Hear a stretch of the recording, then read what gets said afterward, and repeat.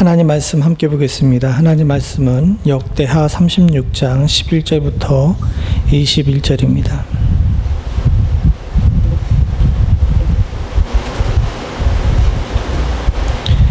역대하 36장 11절부터 21절 한 절씩 교독하겠습니다.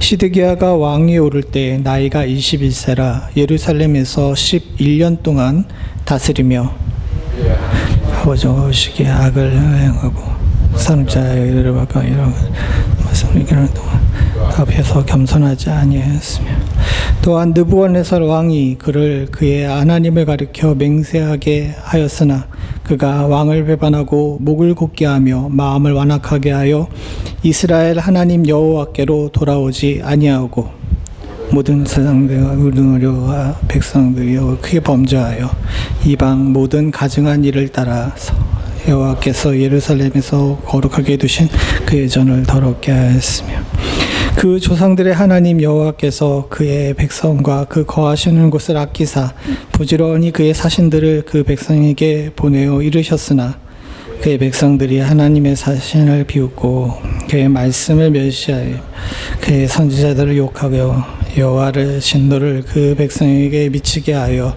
회복할 수 없게 하였으므로 하나님이 갈대아 왕의 손에 그들을 다 넘기심에 그가 와서 그들의 성전에서 칼로 청년들을 죽이며 청년 남녀와 노인과 병약한 사람을 긍휼히 여기지 아니하였으며 또 여호와의 전 대소서 그릇과 여호와의 전의 보물과 왕과 방백들의 보물을 다 바벨론으로 가지고 가고 또 하나님의 전을 불사르며 예루살렘 성벽을 헐며 그들의 모든 궁실을 불살랐으며 그들의 모든 귀한 그릇들을 부수고 칼에서 남은 자들을 그가 바벨론으로 사로잡아 보내 무리가 거기서 갈대아 왕과 그 자손에서 노예가 되어 바사국이 통치할 때까지 이르니라. 함께 읽겠습니다.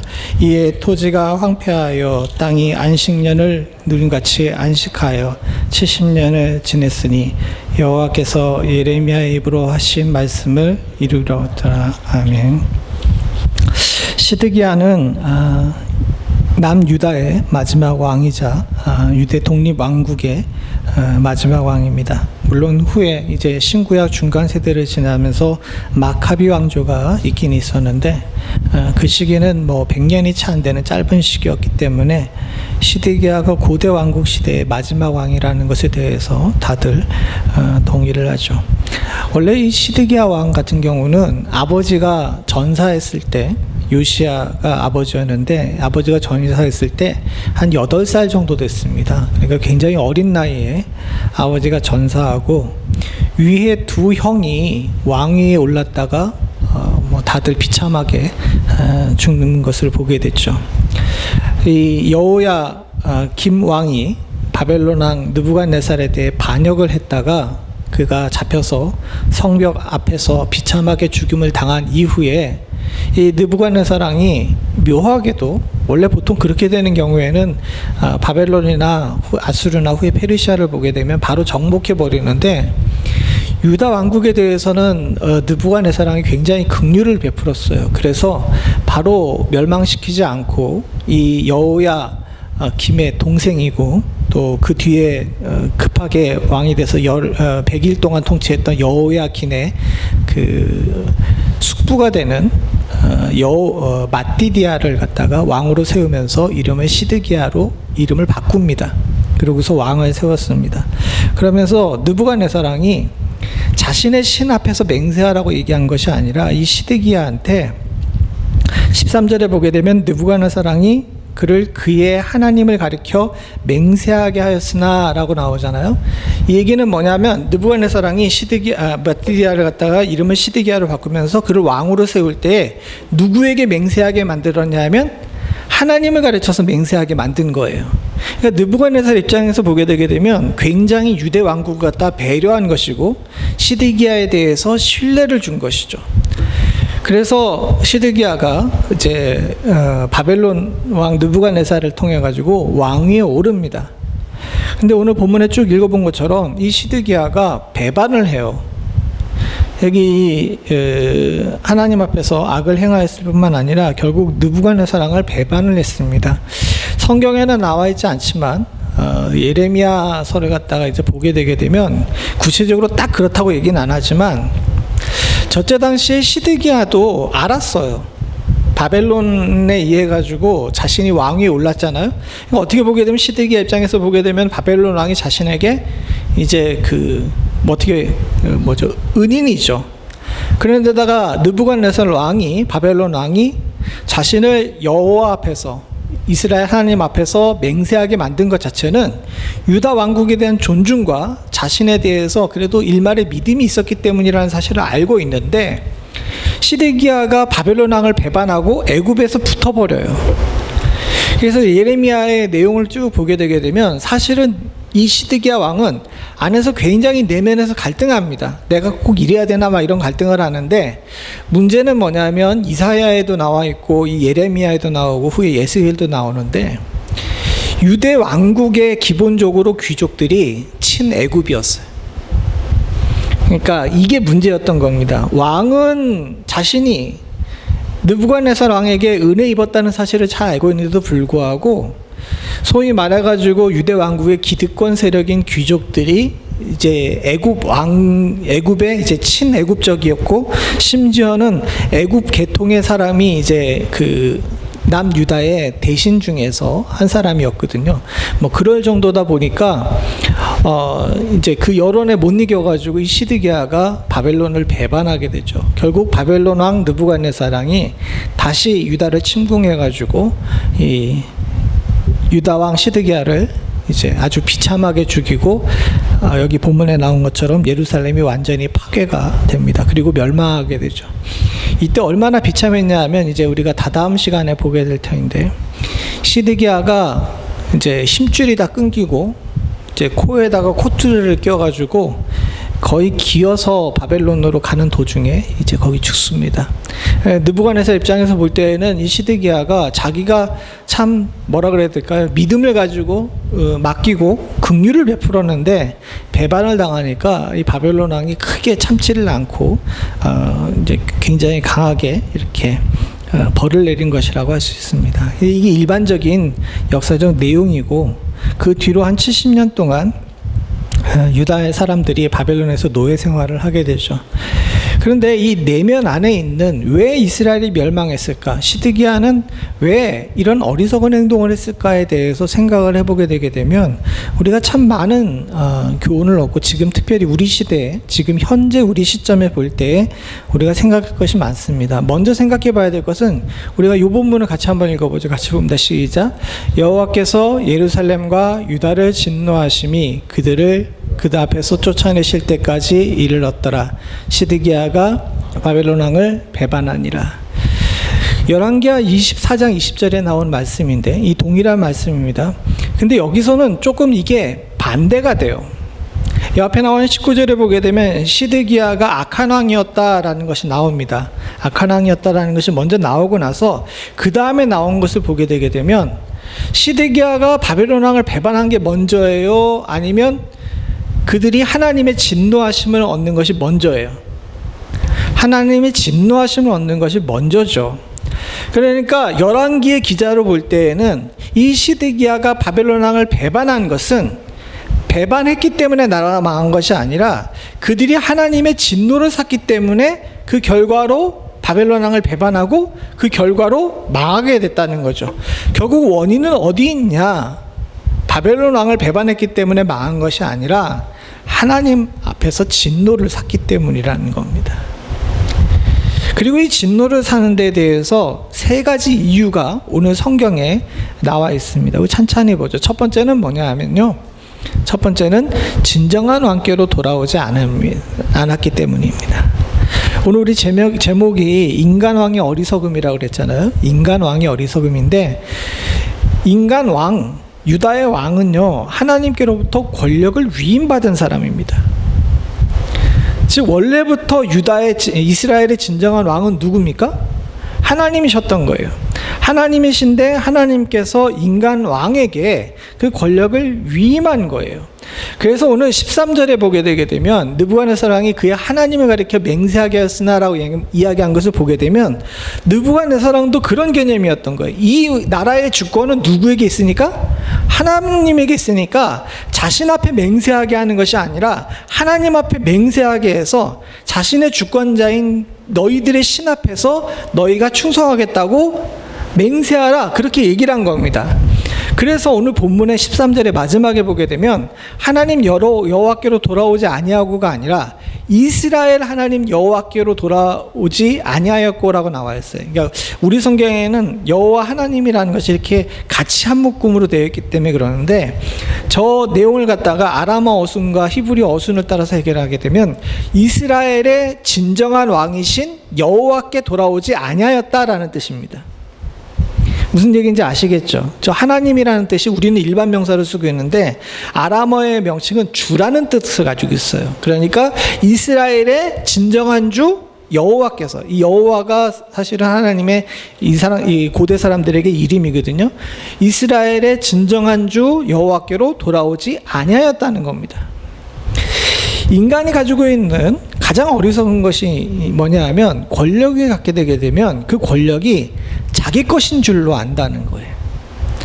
요즘에 한국의 좀 정치 상황을 잠깐 말씀드려서 좀 죄송한데, 한국의 정치 상황을 보게 되면 참 이상하죠. 지금의 대통령이 저렇게까지 할 거라고 생각을 못했는데, 시간이 지나면 지날수록 대통령과 대통령의 그 아내 되시는 분께서 하는 행동을 보게 되게 되면 권력이 자기로부터 나와 있다는 그 생각을 하는 경우가 많아요. 특별히 제가 요즘에 저는 정치적인 걸 비판하고 싶지는 않지만 이게 개인적으로 저하고 연관되어 있기 때문에 어쩔 수 없이 얘기를 드리는데, 독립기념관 관장 이제 세우는 문제 때문에 시끄럽잖아요. 죄송한 얘기인데 그 독립기념관 관장으로 세워지신 분이 저 대학 학부 때 역사 교수셨어요. 그분이 그 한창 저희들 가르칠 때, 제가 91년도 학번이었는데 저희들 가르치실 때 아마 제 기억에 92년도인가 3년도인가 강의를 들었던 것 같아요. 그 3학점짜리 2학기였는데 기독교 독립운동사를 가르치셨어요. 역사신학 교수님이셨는데 그때 굉장히 그 강의를 저희는 좋아했습니다. 저뿐만 아니라 그 강의를 첨가하기 위해서 대학원생들까지 와서 들을 정도로 굉장히 강의가 좋았고, 또 지금 얘기하시는 것과는 전혀 다른 이야기를 하셨어요. 얼마나 교회가 그 시대 안에서 치열하게 투쟁했는지, 또 일본을 대항해서 얼마나 치열하게 독립운동을 했는지에 대해서 아주 열정적으로 가르치셨습니다. 그래 가르쳐가지고 그분 강의를 듣기 위해서 그 수강 신청 이제 예전에는, 요즘에 이제 컴퓨터 클릭을 하는데 예전에는 먼저 이제 표를 써가지고 교학과에 갖다 놔야 되는데 그거 먼저 써내느라고 막 경쟁을 하고 막 그럴 정도였어요. 다른 과에 있는 친구들까지도. 근데 이분이 2000년을 지나면서 아마 사상이 좀 바뀐 것 같습니다. 그 전까지도 후배들도 그렇지 않았다 그래요. 그리고 나서 이번에 독립기념관 관장이 돼가지고 그동안 해왔던 얘기나 지금 하는 이야기를 들어보니까 제가 알고 있던 그분이 아닌 겁니다. 전 처음에는 이름 똑같으신 분이네 라고 얘기를 했어요. 워낙 얼굴도 변했고 그래가지고 또 하는 얘기도 틀리고 그래가지고 전혀 관심을 안 가졌는데, 하룻밤 자고 일어났더니 카톡이랑 페이스북에 난리가 났어요. 야, 그 사람이야 막 그러면서 어떻게 동기들도 그렇고 선후배들도 그렇고 다들 너무 당황스러운 겁니다. 그때 저희들 가르쳤을 때 가르쳤던 것과는 너무 다른 이야기를 갖다가 이제 하고 있으니까 동일한 인물이 맞느냐를 확인하는 것부터 시작해가지고 그걸 막 쫓아다니면서 확인한 친구들까지 벌써 며칠 동안 제 카톡이랑 페이스북이 아주 시끄러워요. 동기들 그 내용이 가장 이슈가 지금 그겁니다. 그거랑 동기 딸내미가 탁구에서 동메달 딴 거랑 이 두 개가 가장 시끄러워요. 시끄러운데 그런 거 보면서 곰곰이 생각해 봤어요. 저분 지금 얘기하는 것이 기존에 가지고 있던 독립기념관이라는 특수성과 또 그 자리에 위치해 가지고 있는 이런 것들과는 너무 다른데, 그리고 저렇게 격렬하게 모든 국민들이 반대하는데도 불구하고 왜 대통령은 저 사람을 계속 고수할까? 사실 이유가 없잖아요. 저렇게 시끄러운 사람이면, 제가 생각할 때 그분 지금 다른 데 대학 교수가 또 하셨다 그러는데, 굳이 그 사람을 갖다가 꼭 붙을 필요 없이 그냥 바꾸면 되는 거지 않습니까? 그런데도 불구하고 안 바꿔요. 왜? 대통령은 아마도 이렇게 막 국민들이 그 사람 안 된다라고 이야기하면서 시끄러운 것을 자신의 권위에 대한 도전으로 받아들이는 것 같습니다. 제가 그분 마음에 들어가 보지 않아서 그건 확실하게 모르겠는데, 대충 보니까 그런 것 같아요. 결국은 그분의 생각이 뭐냐면, 내가 대통령이라는 겁니다. 이제 기독교적인 관점에서 아니라 대한민국 헌법이나 미국의 헌법도 마찬가지지만은, 민주주의 국가에서 국가의 권력자가 된다는 것은 국민의 권리를 위임받아서 된 거잖아요. 그러니까 모든 권력은 국민으로부터 나온다가 민주주의의 기본적인 개념이지 않습니까? 그런데도 불구하고 본인이 권력자의 위치에 올라가니까 모든 권력이 국민으로부터 위임받았다는 사실을 잊어먹고 내가 권력자가 되는 거예요.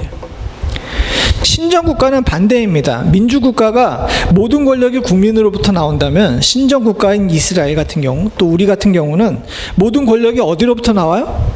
하나님으로부터 나오는 거예요. 그러니까 내가 받은 권력 자체는 다윗이 고백했던 것처럼 내가 왕이 된 것은 내가 잘나서 된 것이 아니라 하나님께서 택하셨기 때문이라는 겁니다. 기본적으로 지혜로운 왕들의 가장 기본적인 자세가 뭐냐면, 내가 왕이 된 것은 내 능력으로 된 것이나 내 혈통으로 된 것이 아니라 하나님께서 나에게 나라를 맡기셨기 때문이라는 거예요. 그래서 진정 지혜로운 왕이라면 진정한 왕께로 돌아갈 줄 아는 지혜를 가져야 되는데, 시드기야는 이거를 못한 겁니다. 이게 참 이 사람에 대한 아이러니예요. 왜냐하면 시드기야 자체는 굉장히 후순위 왕족이었기 때문에 절대로 왕이 될 수 있는 위치에 있는 사람이 아니었습니다. 그럼에도 불구하고 바벨론 왕 느부갓네살에서 택함을 받아가지고 왕이 올랐을 뿐만 아니라, 그리고 하나님 앞에서 맹세하여서 너 왕된 것은, 이방 나라 왕이 너 왕된 것은 너의 나라의 하나님이 너에게 이 권리를 위임했기 때문이니까 네가 너의 신과 내 앞에서 배반하지 않겠다고 약속하라라고 하면서 왕이 된 거기 때문에, 실제로 시드기야는 자신의 능력으로 왕이 된 것이 아니라 하나님의 선택하심과 이방 나라 왕의 긍휼로 된 거란 말입니다. 그런데도 불구하고 돌아오지 않아요. 내가 내 권력이 어디로부터 왔는지를 잊어버렸다는 겁니다. 지금 대통령이 국민에게부터 권력을 위임받았다는 것을 잊어버리는 것처럼. 근데 이것이 지금 대한민국 대통령이나 시드기야 왕만의 문제냐? 아니라는 거예요. 인간의 권력자들이 가장 많이 하고 있는 실수가 바로 이겁니다. 목회자도 마찬가지입니다. 왜 큰 교회 목사님들이 자꾸 교만에 빠지냐게 되면, 자신이 잘났다라고 생각해요. 자신을 세우신 분이 하나님이시라는 것을 자꾸 잊어버리기 때문에. 인간은 높아지면 높아질수록 이걸 잘 못한다고 그럽니다. 이게 일반적인 거예요. 우리 지금 미국의 대통령 선거를 앞에 두고 있습니다. 사랑하는 성도님들, 우리들이 기도할 때 우리들의 대통령이 자신의 능력으로, 자신의 힘으로 대통령이 된 것이 아니라 하나님께서 맡겨주셨기 때문에 지도자가 됐다는 사실을 잊어먹지 않게 해달라고 기도하시기 바랍니다. 그러면 우리 대통령이 지혜로운 대통령이 될 거예요.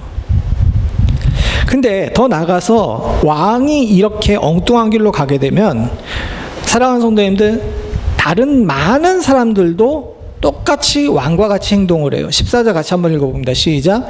모든 제사장들의 우두머리들과 백성들도 크게 범죄하여 이방 모든 가증한 일을 따라서 여호와께서 예루살렘에게 거룩해 두신 그 전을 더럽게 하였으며. 왕만 놓쳐버리는 것이 아니라 지도자가 놓쳐버리게 되면 밑은 싹 다 부패하는 겁니다. 이게 그래서 우리 지도자를 위해서 기도하라고 성경에서 누차 여러 군데서 얘기하는 이유가 거기에 있어요. 위에서 하나님 말씀을 제대로 보지 않고 스스로 높아지고 진정한 왕을 찾지 않게 되게 되면 밑에는 다 그렇게 돼요. 심지어는 가장 앞장서 가지고 하나님을 섬겨야 될 제사장들의 우두머리들까지, 대제사장이죠. 대제사장들과 제사장들의 그 리더들마저도 크게 범죄했다라고 이야기합니다. 사랑하는 성도님들, 우리 지금 미국의 대선을 앞에 두고 있습니다. 저는 공화당이 될지 민주당이 될지 그건 잘 모르겠어요. 그리고 누구도 지지한다고 얘기하지 못합니다. 양쪽 다 마음에 안 들거든요. 근데 양쪽 다 마음에 들어요. 이게 항상 우리들의 딜레마잖아요. 목회자로서 누구를 지지하라고 얘기하는 것 자체는 저는 안 좋은 일이라고 생각합니다. 제가 아까 전에 한국에 대한 대통령에 대한 비판한 것도 그냥 지금의 우리 리더기 때문에 그러는 거지 그 사람이 나쁘다, 싫다 뭐 이런 것은 아니에요. 근데 한 가지 확실한 것은요, 사랑하는 성도님들, 우리가 저들을 위해 기도하는 것은요, 해도 되고 안 해도 되는 것이 아니라 반드시 해야 될 일입니다. 특별히 우리의 지도자들, 뽑힐 지도자들과 이미 뽑힌 지도자가 저들의 진정한 왕이 누군지를 잊어먹어서 스스로 교만해지지 않기를 위해서 여러분들 간절히 기도하시기 바랍니다. 또한 우리의 지도자들을 위해 또 한 가지 우리가 기도해야 될 것이 있는데 그게 뭐냐면요, 자존심, 특별히 어리석은 자존심에 빠지지 않기를 위해 기도해야 돼요. 오늘 본문의 13절에 아까 전에 읽었던 본문이긴 하지만 그 앞에 하나가 더 있습니다. 이스라엘 하나님께 돌아오지 않는다는 것 앞에 뭘 얘기를 하냐 하면 목을 곧게 하며 라는 표현이 나와요. 그가 왕을 배반하고 목을 곧게 하며 라는 것인데, 이 목을 곧게 하다는 것은 자존심을 세웠다라는 이야기입니다. 아까 전에 말씀드린 것처럼 시드기야는 요시야의 아들들 중에서 저 굉장히 후순이에요. 그 위에도 형들이 많았거든요. 그런데도 불구하고 바벨론 왕이 택해서 그 사람을 왕으로 삼고 또 그에게 이 유다 왕국을 맡긴 것은 정말 특별한 은혜입니다. 근데 이 사람이 왕이 된 다음에 어떻게 돼요? 자존심이 생긴 거예요. 이걸 어떻게 알 수 있냐면요, 이 본문은 우리 역대기 본문은 아니지만 뒤에 보게 되면 예레미야 38장 19절에 이 시드기야가 몰래 예레미야를 불러가지고 자신의 속마음을 이야기하는 것이 나옵니다. 근데 우리 성경은 굉장히 어렵게 번역을 했기 때문에 이게 잘 전달이 안 돼서 표준세 번역을 가져왔습니다. 시드기야가 어느 날 신하들을 다 물리치고 예레미야를 불러요. 예레미야를 불러가지고 이렇게 얘기합니다. 같이 봅니다. 시작. 그런데도 시드기 왕은 예레미야에게 이와 같이 대답하였다. 나는 바벨로니아 군대에게 투항한 유다 사람들이 두렵소. 바벨로니아 군대가 나를 그들 손에 넘겨주면 그들이 나를 학대할지도 모르지 않소. 바벨론 군대가 예루살렘을 포위하고 있어요. 그냥 항복하라고 이야기합니다. 그런데도 불구하고 시드기야가 끝까지 버티거든요. 끝까지 버티는데 시드기야도 알아요. 이 전쟁에서 내가 이길 수 없는 상황이라는 걸 압니다. 그러니까 감옥에 갇혀 있는 예레미야를 불러가지고 예레미야와 둘이 독대를 해요. 신하들을 다 물리치고. 그 자리에서 예레미야가 왕이시여, 이거 버틸 수 없는 전쟁입니다. 하나님께서 얘기하시지 않았습니까? 항복합시다. 그러면 하나님께서 긍휼을 베풀어 주실 겁니다 라고 이야기했더니 시드기야 왕이 예레미야한테 자신의 속마음을 이야기하는 겁니다. 속마음이 뭐냐면, 내가 바벨론 군대에게 항복하게 되게 되면 이미 항복한 유다 사람들이 자신을 가만두지 않을 거라는 거예요. 그들이 바벨로니아 군대가 이미 항복했던 유대인들에게 자기를 넘겨주게 되면 그 사람들이 여기는 학대할지라도라고 되어 있는데, 공동번역 같은 경우는 나를 수치스럽게 만들지 않겠냐는 겁니다. 즉 나에게 모욕을 주지 않겠냐는 거예요. 이 얘기는 뭐냐면, 내가 이 전쟁에서 이기지 못할 거 알아. 하지만 내가 만약에 항복하게 되게 되면 내가 다스리던 백성들 앞에서 내 자존심을 꺾어야 되고 모욕을 당할 건데 난 내 자존심을 지키고 싶다고 선지자한테 솔직하게 얘기를 하는 겁니다. 나라가 지금 3개월 동안 포위가 당했고 거의 망할 위기에 있는데 왕이 자기 자존심 때문에 국가가 멸망하든 말든 상관하지 않겠다 그러는 거예요. 이게 권력자들의 본질입니다. 미국의 지금 대선 자꾸 현실적인 정치를 얘기해서 너무 죄송한데 그냥 가까이 들 수 있는 얘기 때문에 그래요. 저 원래 예화는 저 1980년대 대통령이었던 분들 예화를 들려고 그랬는데 그냥 우리가 편하게 알 수 있는 걸 얘기로 들어봅시다. 한동안 지금 현재 대통령이 이제 다음 대선에도 나오겠다 그러는데 많은 사람들이 그걸 말렸잖아요. 이분이 이제 치매가 걸렸다 막 이렇게 얘기하면서 이제 말렸잖아요. 근데 여러 사람이 심지어는 언론들과 뭐 그 민주당의 여러 중진들이 이제 그만하고 다른 사람 세우자라고 얘기하는데 한동안 버텼지 않습니까? 근데 왜 버텼어요? 자존심 때문이거든요. 모든 사람이 다 알아요. 온 세계가 저분의 지금 건강이 온전하지 않다라는 사실을 잘 알고 있습니다. 그런데도 불구하고 딱 그분과 그분 주변에 있는 사람들만이 그걸 인정하지 않는 거예요. 왜? 자존심 때문에요. 평생 오랫동안 상원 의원으로 있었고 똑똑하고 명철한 사람으로 많은 사람들한테 존경을 받았고 심지어는 지금 미국의 대통령인데 내가 치매가 걸렸다고 어떻게 얘기를 해요? 이게 우리가 생각할 때는 굉장히 어리석어 보이는데 이게 권력자들의 본질입니다. 인간의 어리석은 왕들의 본질이에요. 여러분 나 같으면 안 그랬을 텐데 그렇게 생각을 하세요? 여러분 우리도 똑같습니다. 여러분들한테 조그마한 완장이라도 채워보십시오. 그럼 여러분들 가운데 자존심이 막 생기기 시작합니다. 그리고 나서 내 자존심을 꺾어야 될 일이 있게 되게 되면 내가 그래도 이것까지 했는데 라고 이야기하면서 절대로 물러서지 않아요. 이거는 성도의 방법이 아닙니다. 사랑하는 성도님들, 우리의 지도자들 그리고 나 자신이 이 어리석은 자존심 때문에 스스로 망하는 일이 없도록 스스로 겸비할 줄 아는 지혜를 가질 수 있기를 간절히 소원합니다. 교회에서 목회자로 직분자로 세우는 것은요, 하나님께서 더 겸손하게 하라 하신 줄로 믿습니다. 우리에게 조금만이라도 권력이 있다면, 내가 가장으로서 세워진다면 하나님께서는 그것을 통해서 우리의 가정이 하나님 앞에 온전히 서기를 원하고 우리로 주 안에서 겸손하기를 바라시는 줄로 믿습니다. 근데 내 자존심 때문에 내가 가지고 있는 자아 때문에 난 절대로 그렇게 못하겠다라고 하는 자 주께서는 결코 그냥 두시지 않습니다. 다윗이 하나님 앞에서 한없이 나들릴 때 하나님께서 그를 한없이 높이셨어요. 그러나 그가 교만한 자리에 서고 또 교만한 일들을 행할 때 하나님은 그를 벌을 내리셨습니다. 사울왕도 마찬가지였습니다. 그가 왕으로 선택받았을 때 하나님 앞에 얘기합니다. 난 너무 모자란 사람이라 이 일을 감당할 수 없습니다. 나의 아버지 집은 이스라엘의 가장 작은 지파 사람이고 그 중에서도 가장 작은 집안 사람이고 나는 그 아버지의 가장 작은 아들인데 내가 어떻게 왕이 될 수 있겠습니까? 라고 얘기했을 때 하나님께서 그에게 영을 부어주셨을 뿐만 아니라 전쟁에서 이기게 하셔서 그 어느 누구도 사울 앞에서 함부로 할 수 없게끔 만드셨습니다. 근데 사울왕이 스스로 교만해져서 내가 이스라엘의 왕인데 나 외에는 내 앞에 설 수 있는 사람이 없는데 했을 때 하나님께서 그를 실어 버림받으셨다는 사실을 우리가 기억하셔야 될 줄로 믿습니다.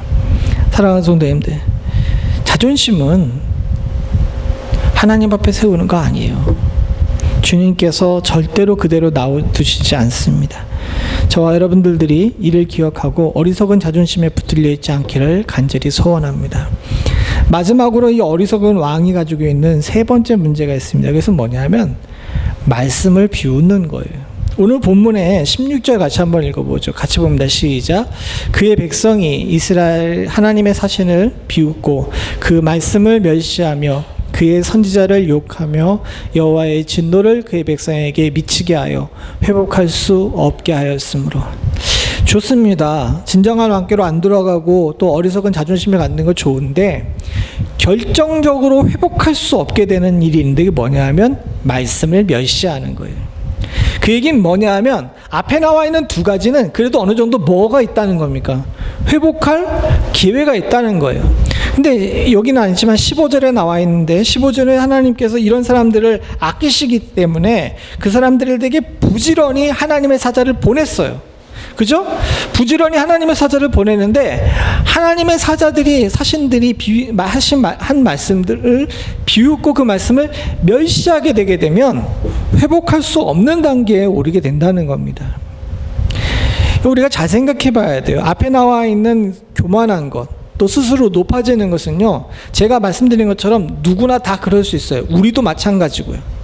여러분들 만약에 대통령으로 삼는다고 생각해 봅시다. 저나 여러분들이 대통령이 되게 되면 제가 아까 전에 조금 부정적으로 얘기했던 그 대통령들처럼 안 할 것 같아요? 안 할 것 같아요? 다 해요, 그렇게. 이게 인간의 기본적인 습성이기 때문에 본성이 그렇거든요. 그런데 거기까지는 좋아요. 그러나 이런 상황 속에서 하나님께서 말씀을 주시면서 그 말씀 가운데 경고를 주시면 그걸 듣고서 돌이킬 줄 알아야 되는데, 이 말씀을 듣지 않고 그 말씀을 멸시하게 되면 회복을 못한다는 겁니다. 이게 결정탄 거예요. 말씀을 비우는 거.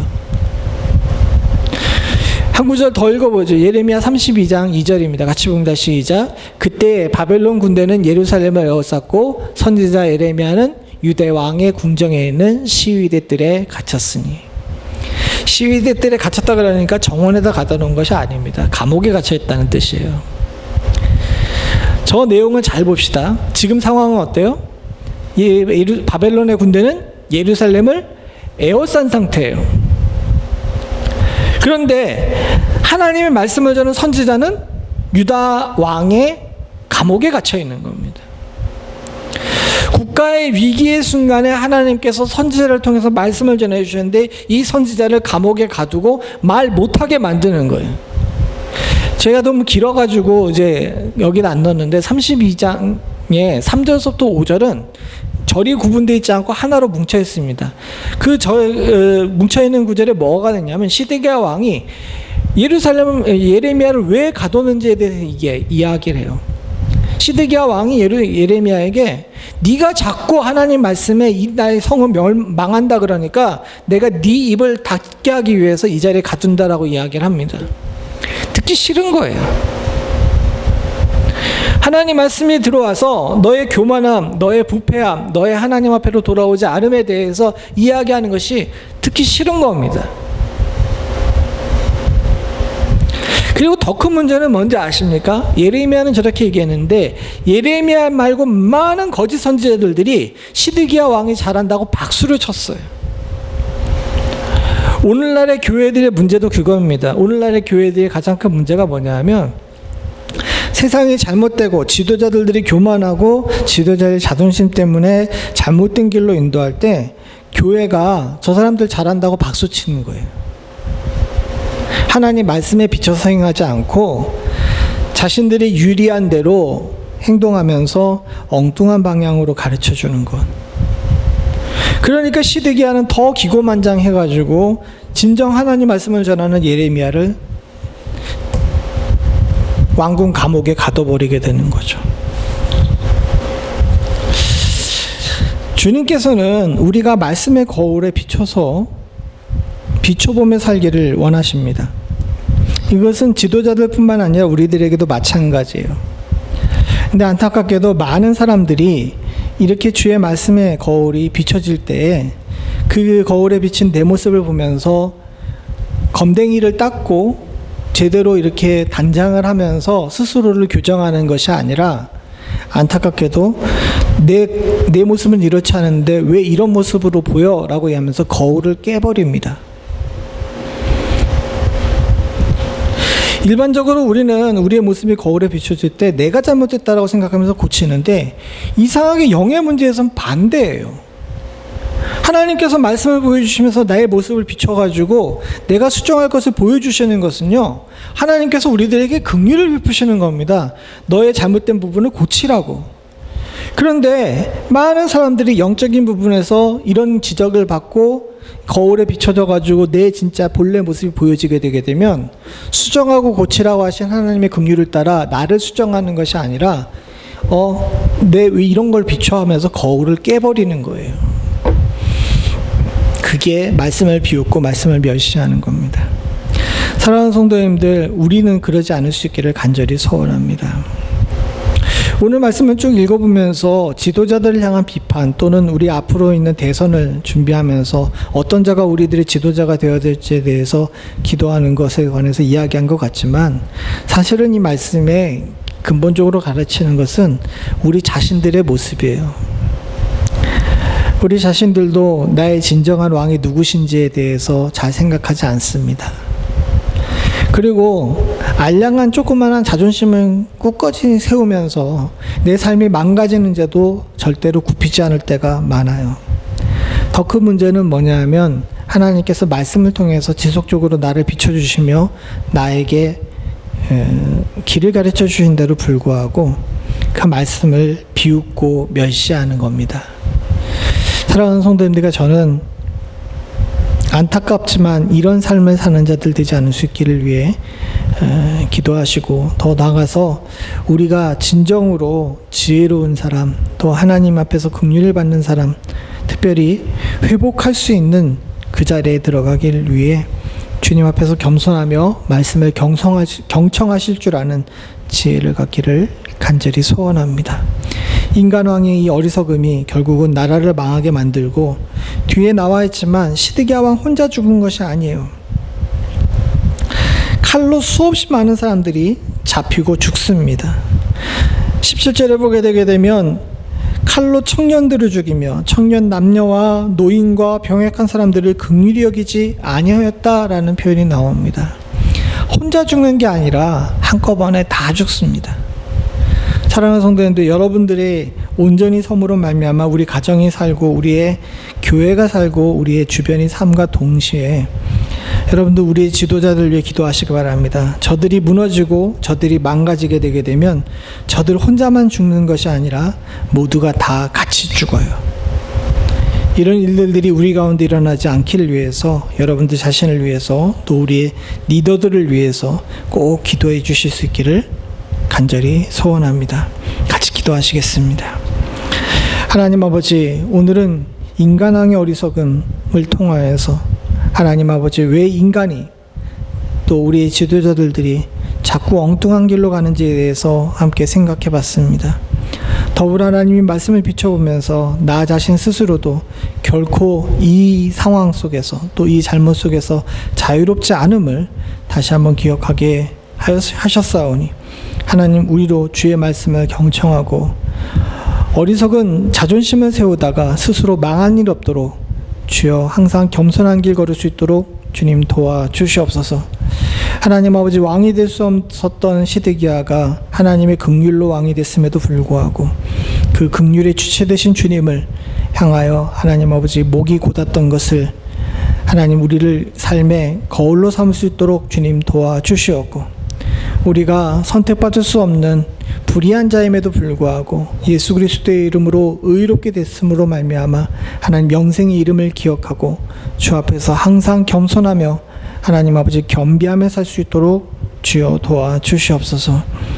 바라고 소원하기는 주의 말씀의 거울이 비춰질 때 하나님 엉뚱한 분노로 삶을 망치지 않을 수 있도록 주님 도와주시옵고, 그 거울이 비출 때마다 나의 몸을 제대로 단장하고 주님 맞을 준비할 수 있는 은혜가 저희들 가운데 있을 수 있도록 주여 도와주시옵소서. 이전에 늦은 밤에 주 앞에 나와 기도한 사랑하는 성도들의 삶을 주님께서 지켜주셨기를 간절히 소원합니다. 바라고 소원하기는 사랑하는 성도들이 겸손히 말씀 앞에 섰사오니 이들의 삶에 주여 오늘 나온 이 말씀들의 무서운 경고들이 이루어지지 않을 수 있도록 주님 도와주시옵고, 도리어 겸비하며 스스로를 절제할 때 사랑하는 성도들에게 회복의 은혜를 허락하여 주시옵소서. 모든 말씀 예수님의 이름으로 간절히 기도드리옵나이다. 아멘.